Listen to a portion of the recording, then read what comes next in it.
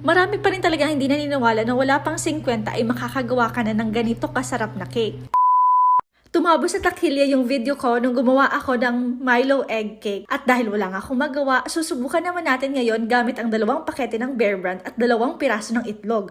Ganun din kaya kasarap ang kalalabasan nito? Sa isang lalagyan ay paghahaluin lang natin ang lahat ng ingredients. Hindi na nga pala ako naglagay dito ng asukal dahil optional lamang ito. Ang ibig pong sabihin ng optional ay pwede mong lagyan at pwede namang hindi kung ayaw mo. Naglagay din pala ako ng kalahating kutsarita ng vanilla, pampatanggal ng lansa at pandagdag na din ng aroma. Sasalain muna natin ito bago ita-transfer sa gusto nating mold at tatakpan ng foil. Alam niyo na kapag wala kayong foil, ay pwede na si besh. Pwede na ang plastic. I-steam natin ito sa loob ng 20 minutes. Sa ganache naman ay naghalo lang ako ng cocoa powder, asukal at saka fresh milk. Nung nakaraan ay tubig lamang ang gamit ko. Isa lang sa apoy at hintaying lumapot.